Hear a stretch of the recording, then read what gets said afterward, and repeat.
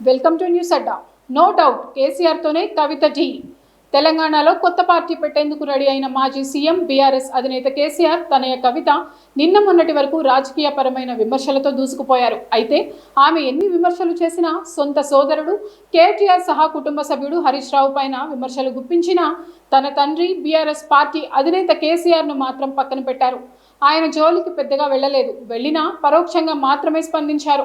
కానీ పార్టీ ఆవిర్భావానికి సమయం సమీపిస్తున్న నేపథ్యంలో కవిత తన పందాను పూర్తిగా మార్చుకున్నట్టు తెలుస్తోంది.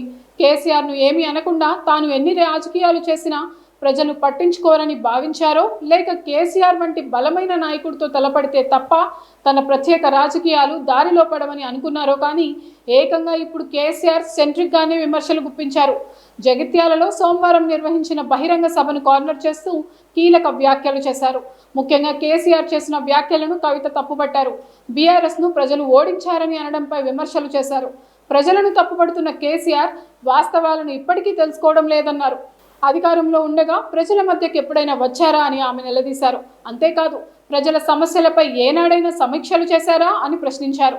ఇప్పుడు ప్రజలను తప్పుపడుతున్నారని ఎద్దేవా చేయడం ద్వారా కేసీఆర్కు చురకలు అంటించారు. అంతేకాదు బీఆర్ఎస్ పార్టీలో తెలంగాణ ఉద్యమకారులకు ఛాన్స్ లేదని, మహిళలను గౌరవించరని చెప్పడం ద్వారా నేరుగా కేసీఆర్ అస్తిత్వాన్ని దెబ్బతీసేలా కవిత ప్రయత్నం చేస్తున్నారన్న వాదన వినిపిస్తోంది. వాస్తవానికి తెలంగాణ ఉద్యమాన్ని, మహిళలను కేసీఆర్ ప్రస్తావించారు. ఈ విషయాల్ని కవిత టార్గెట్ చేసుకోవడం ద్వారా తన తండ్రితోనూ తాను తలపడగలనని స్పష్టం చేశారు.